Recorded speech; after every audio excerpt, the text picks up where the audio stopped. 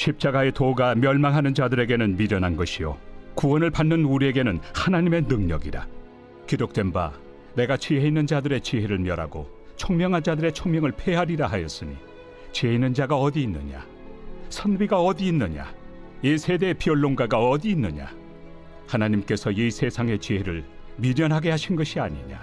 하나님의 지혜에 있어서는 이 세상이 자기 지혜로 하나님을 알지 못하므로 하나님께서 전도에 미련한 것으로 믿는 자들을 구원하시기를 기뻐하셨도다. 유대인은 표적을 구하고 헬라인은 지혜를 찾으나 우리는 십자가에 못 박힌 그리스도를 전하니 유대인에게는 거리끼는 것이요 이방인에게는 미련한 것이로되 오직 부르심을 받은 자들에게는 유대인이나 헬라인이나 그리스도는 하나님의 능력이요 하나님의 지혜니라.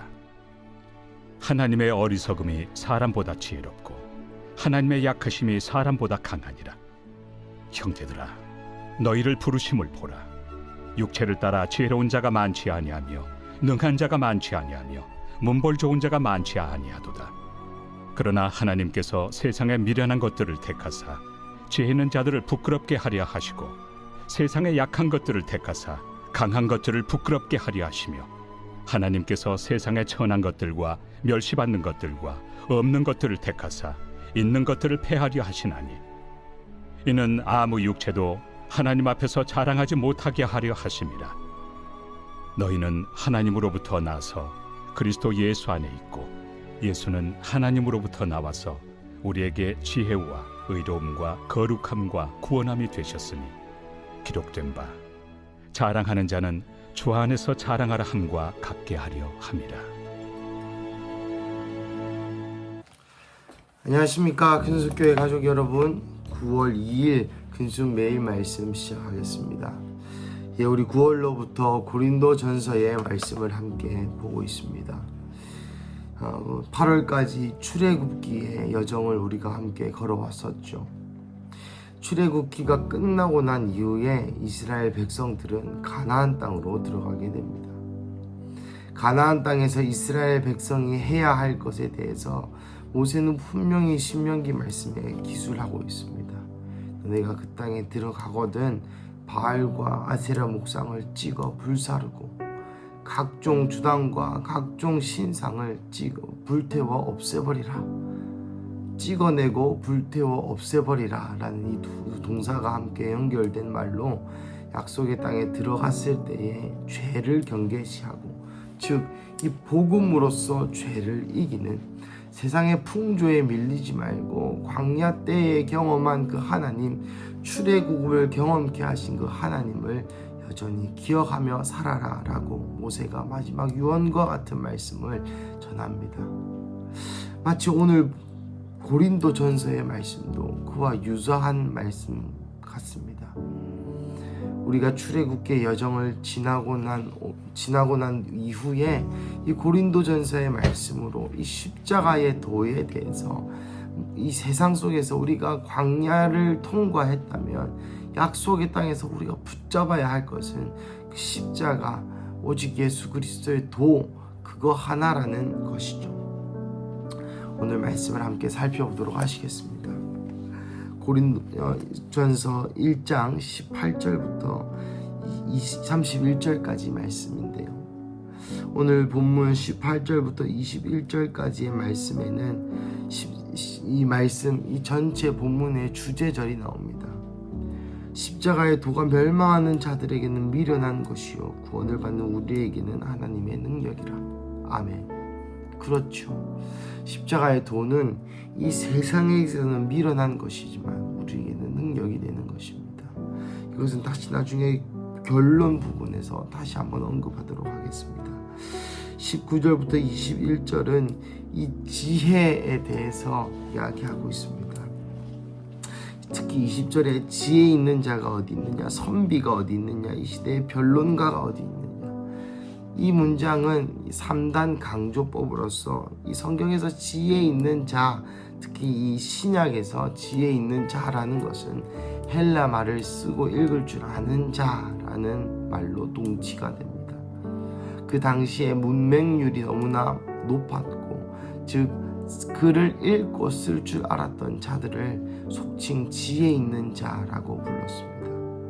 그 이후로 선비라고 표현되어 있지만 오늘 밑에 도움말도 원어적인 표현으로도 학자라는 표현이 더 명확한 표현이겠죠. 그러니까 글을 읽고 쓰는 자, 그리고 그 위에 공부하는 학자들, 마지막에 이 그리스 헬라 철학의 가장 위대한 지혜자라고 존중받았던 인물들이 바로 이 변론가들이었습니다. 아레오바고라는 큰 강단에서 사람들 앞에 자신의 철학을 이야기하고 변론하고 또 자기와 맞지 않는 사람과 서로 이야기하여서 자기의 철학을 맞음을 입증하는 그런 변론하는 그런 형태, 응변하는 그런 형태가 이 그리스 로마 철학의 가장 최고의 지혜로 쳐주었죠. 결국 그래서 지혜 있는 자, 학자들, 그리고 그 학자 위에 변론가들도 하나님의 지혜보다 못하다. 즉 세상의 지혜가 하나님의 지혜보다 못하다. 하나님의 지혜가 여러분들이 아는 그 모든 지혜보다 가장 위대하다라고 바울이 기술하고 있습니다. 22절부터 25절까지의 말씀은 유대인과 헬라인이 구하는 것은 바로 십자가의 도가 그것을 만족시켜 줄 수 없다라고 요약할 수 있겠습니다. 첫 번째, 유대인은 표적을 구했습니다. 어떤 표적을 구했습니까?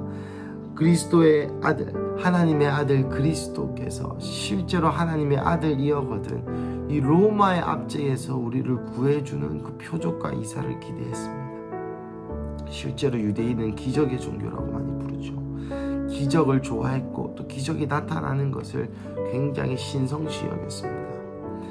유대인들이 이스라엘의 왕으로 오셨다고 하는 그 예수님께 기대했던 것은 바로 이 로마의 압제에서 구원하는 그 표적을 구했는데 십자가는 이것을 만족시켜 주지 못했습니다. 그리고 헬라인에게서 가장 주된 덕목이 바로 이 지혜인데 예수님은 법정에서 스스로를 변론하지 않으시고 자신이 얼마나 의로운지, 자신의 철학이, 자신의 생각이 얼마나 합당한지, 물론 모든 변론으로도 그 지혜 있는 자들을 조용케 하실 수 있으심에도 불구하고 어린 양과 같이 조용히 죽으셨습니다. 즉 그 당대에 있었던 유대인이나 헬라인이나 이 십자가의 도가 그들의 문화적인 또 종족적인 민족적인 나라적인 관점에서도 결국 실패한 것이다 라고 이야기하고 있는 것이죠. 하지만 25절, 하나님의 어리석음이 사람보다 지혜롭고 하나님의 약하심이 사람보다 강하니라. 결국 세상의 관점에서는 이 그리스도의 도 십자가는 실패하였지만 결국 이 십자가를 통해서 이 인류의 구원의 문제를 너무나도 아름답고 영광스럽게 해결한 것이 바로 이 십자가다라고 역설적으로 표현하고 있는 것이죠. 26절부터 31절까지는 다시 한번 이 십자가의 도에 관한 이야기를 합니다. 27절 말씀입니다. 그러나 하나님께서 세상에 미련한 것을 택하사 지혜 있는 자들을 부끄럽게 하시려고 세상에 약한 것을 택하사 강한 것을 부끄럽게 하려 하시며 하나님께서 세상에 천한 것들과 멸실받은 것과 없는 것들을 택하사 있는 것들을 폐하려 하시나니 결국 하나님께서 이 세상의 이 작은 것들을 택하사 세상에 커 보이는 이 세상 문화와 세상에서 칭송받는 표적과 이사와 이 지혜조차도 부끄럽게 하신다라고 이야기하였습니다.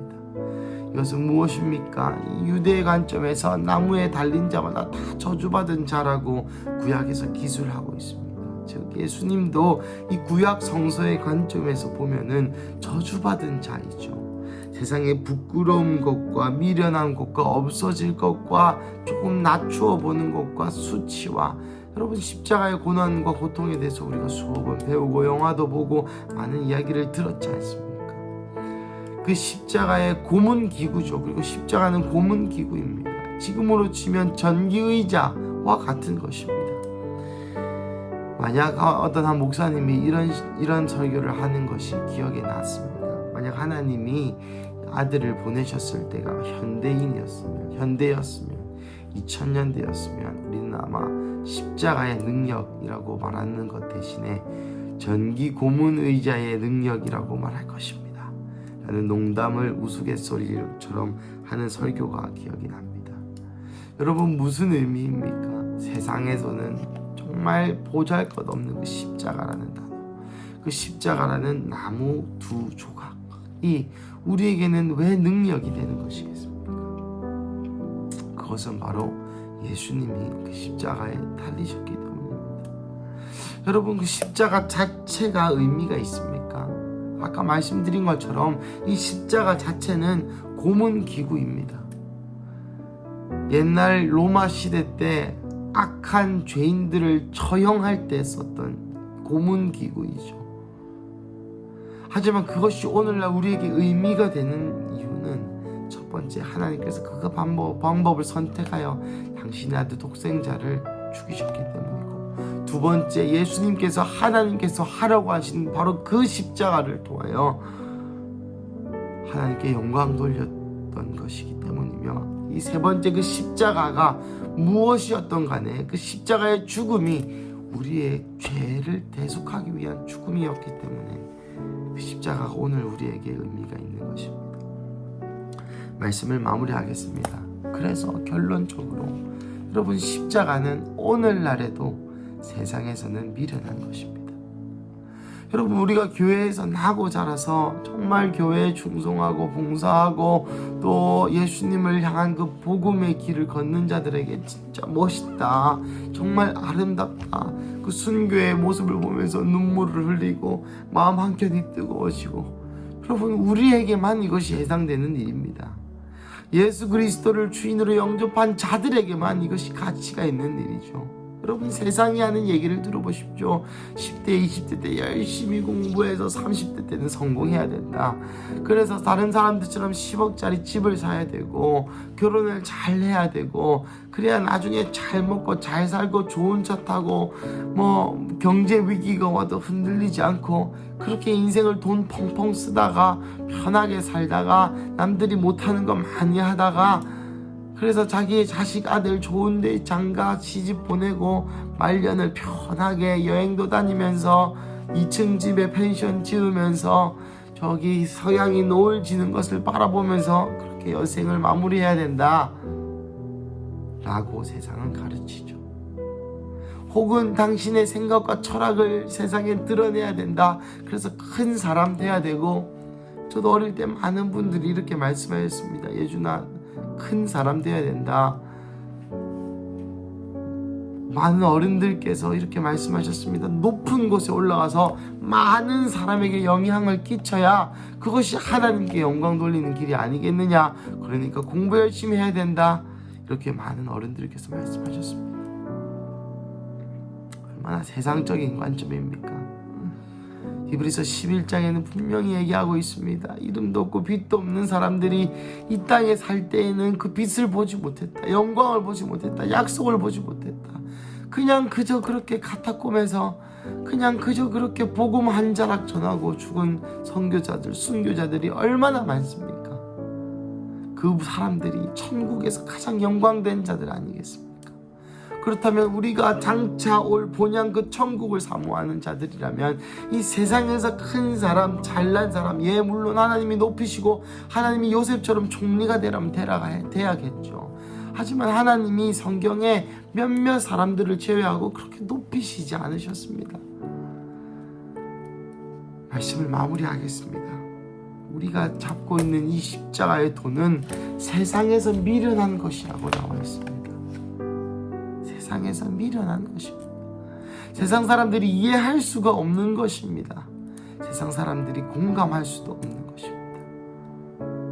하지만 구원을 받은 우리에게는 이 십자가의 도가 은혜요, 감사요, 능력이요, 내가 살아갈 수 있는 삶의 원동력이며 내가 기도하는 이유이자 내 기도가 먹히는 이유이자 내 기도를 들으시는 하나님이 이 십자가의 피 때문에 우리의 기도를 상납받으시고 나아가 우리의 삶의 목적이자 우리의 삶의 모토이자 우리의 삶의 방향이자 우리의 삶의 궁극적인 원인임을 기억하시는 이 금요일 아침 되시기를 간절히 축복합니다. 우리 함께 기도하시겠습니다. 사랑하는 하나님 감사합니다. 하나님, 십자가의 도가 세상에서는 썩어질 것, 미련한 것이라고 말씀하셨습니다. 하나님, 하지만 내 마음에 세상에서도 성공하고 싶은 욕심이 없어지질 않습니다. 세상에서도 잘나고 싶고, 세상에서도 잘 되고 싶고, 세상에서도 인정받고 싶고, 세상에서도 좋아 보이는 그런 기독교인으로 살아가고 싶습니다. 하지만 다시 말씀으로 돌아갑니다. 세상에서는 미련한 것이 십자가의 복음, 십자가의 도라고 말씀하신 주님, 다시 한번 이 십자가의 도가 나의 삶의 원동력이자 능력일 수 있도록 주님, 나의 이 연약한 마음을 도와주시옵소서.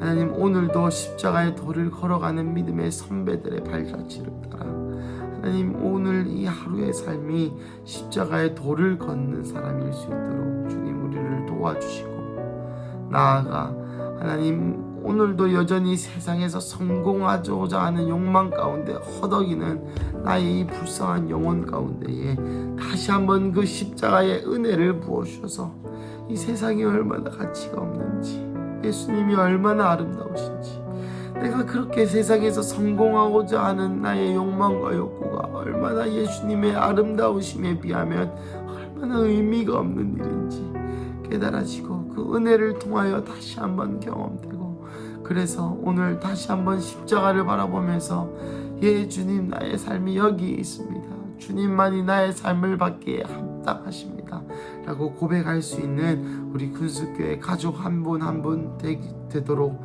간절히 기도합니다. 주님 감사합니다. 이 모든 말씀 살아계신 예수님의 이름으로 기도드립니다. 아멘.